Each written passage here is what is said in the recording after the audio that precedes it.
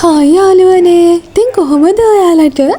ඔන්න ඉතින් ඔයාලා හැමෝම අද එකතු වෙලා ඉන්නේ මගේ 19th birthday vlog එකත් එක්කලා. කියන්න ඕනේ මුලින්ම මම නත්තල් දවසේ තමයි මේ vlog එක edit කරන්නේ. ඉතින් voice කරද්දී ඔයාලට වටපිටාවෙන් රතිඤ්ඤ සද්ද එහෙම ඇහෙයි. ගණන් ගන්න එපා ඉතින් පොඩ්ඩක්. මොකද මගේ birthday එක තිබ්බේ 2025 ඔක්තෝබර් 19. ඉතින් මට අද වෙනකන්වත් මේක voice කරගන්න ඇත්තටම වෙලාවක් තිබ්බේ නැහැ සහ බැරි වුණා චුට්ටක් අසනීප වුණා. ඉතින් අපි හැමෝටම පහුගිය දවස්වල ව්‍යසනකාරී තත්ත්වයකට මුහුණ දෙන්න ඕනා. ඒ දේවල් එක්කලා මට චුට්ටක් කොහොම හරි මේක voice කරගන්න බැරුව ගියා, edit කරගන්නත් බැරුව ගියා. කොහොම හරි ඉතින් වැඩි කතාවනේ නෑ. අපි එහෙනම් යමු අද වීඩියෝ එකට.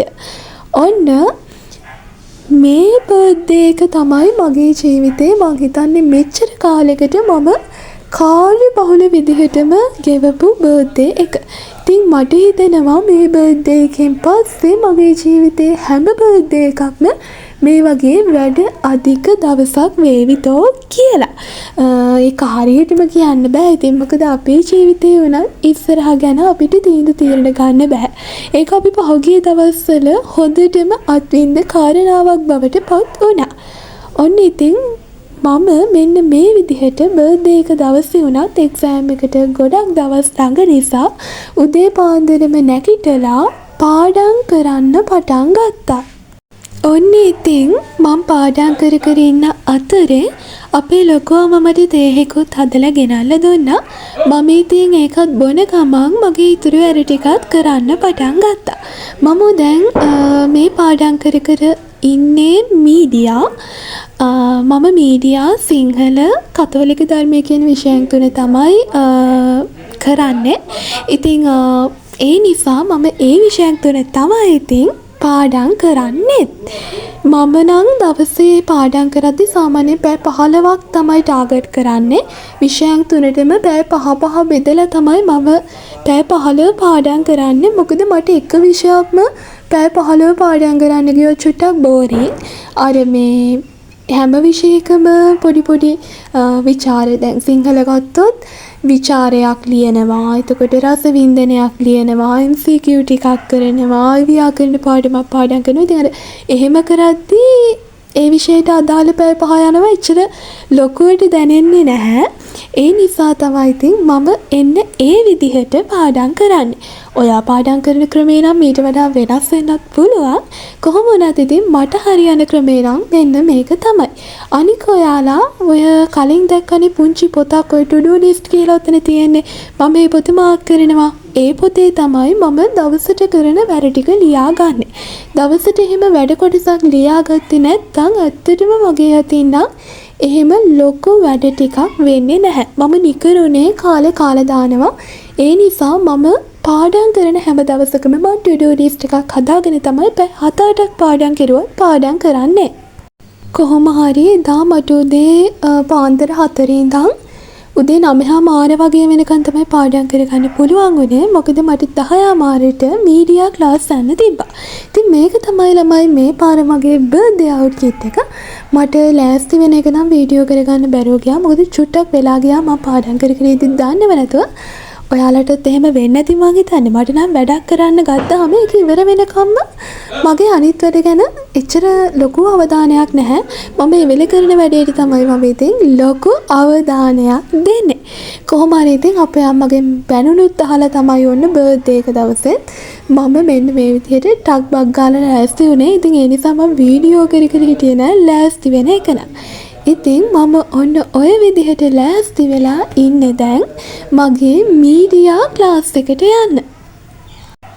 දැන් ඉතින් මම ඔය ක්ලාස් එකට යන ගමන් තමයි ඉන්නේ. ක්ලාස් ඉවර වෙලා මට ක්ලාස් එකේ වීඩියෝස් නම් ටිකක් ගන්න බැරුව ගියා. මොකද එතන අපිට ෆෝන් පාවිච්චි කිරීම තහනම් කරලා දෙනවා. ඉතින් අපි ෆෝන් ගෙනියනවා. එහෙම ඒ ක්ලාස් එකේ යාතිකාර අංකලුත් දන්නවා. ඉතින් අපි ෆෝන් ගෙනියනවා කියලා. ඉතින් මම වීඩියෝ කරන්න ගියේ නෑ. ඔක පස්සෙන් පහුවට ප්‍රශ්නයක් වුණා නේද? තව චුට්ට කාලයයින් ඉතින් අපි ක්ලාස් යන්නේ. කොහොම වුණත් සෙකන්ඩ් ෂයි ක්ලාස් යන්න වේද කියන්නත් බැහැනේ ඉතින්. මම ඔන්න දැන් කතාවෙන් පන්ති ඉවර වෙලා ආවා මගේ හිත නිවන ලස්සනම තැනට. ඒ තමයි ඔයාලා දන්නවද ඒ කොහෙද කියලා? ඒ තමයි ඔයාලා අපි කවුරුත් දන්න කතෝලිකයෝ සැනසීම හොයාගෙන යන හොඳම ලස්සනම තැනක්. හරිම සෙනෙහසෙන් ආදරෙන් පිරිච්ච තැනක්. ගෝඩිඩුප් පල්ලිය. ඉතින් මම කල්පිටියේ ඉන්නේ. ඉතින් කල්පිටිය කිව්වට කල්පිටි පාරේ කල්පිටියමත් නෙවෙයි. ඉතින් ඒ නිසා අපිට පල්ලිය ගොඩක් ළඟයි. මම දැන් අවුරුදු 3ක විතර වෙලා ඉඳන් හැමදාම මගේ බර්ත්ඩේ එකට අනිවාර්යෙන්ම ඒ පල්ලියට යනවා. ඔන්න ඉතින් යාළුවනේ දැන් තමයි ගෙදර ආවේ කරන් තියෙන වැඩ ටික ඔක්කොම කරගෙන උදේම ක්ලාස් ගියා ඊට පස්සේ පල්ලි ගියා. ඉතින් දැන් තමයි ගෙදර ආවේ. ගෙදර ඇවිත් තාක්ෂිතකින් ආවම වැඩ පටන් ගන්න ඕනේ. දැන් වෙලාව එකමාරකට විතර ඇති දැන් කොහොම හරි මම 4 වෙද්දී මගේ වැඩ ටික ආපහු පටන් ගන්න ඕනේ. ඒ නිසා ඉක්මනට දැන් කාලා බීලා නාලා වොෂ් එකක් දාලා ඒ වැඩ ටික කරලා ආයෙත් මම 4 වෙද්දී එන්න ඕනේ පාඩම් කරන්න. ඉතින් මේ දවස් ටික ඔන්න තමයි ගෙවන්නේ.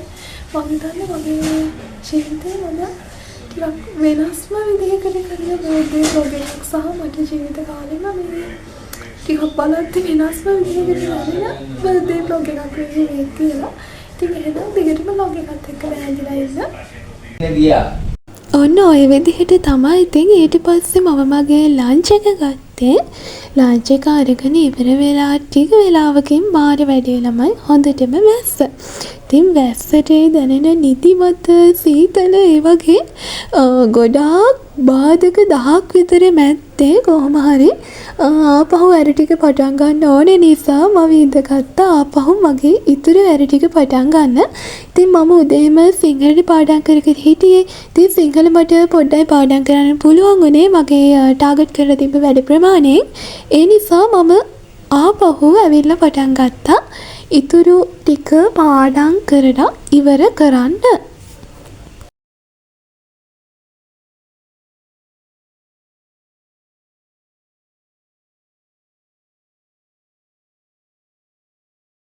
බලන්නකො ළමයි මම පාඩම් කර ඉන්න අතරේ අපේ පුංචියාව බර්ත්ඩේ එකට මාව බලන්න. ඇත්තටම ඉතින් මට නම් මාර සතුටුයි. හැබැයි ඉතින් මේ දෙන්නාවට පස්සේ නම් පාඩම් කිරිලි බාන. පේනවනේ.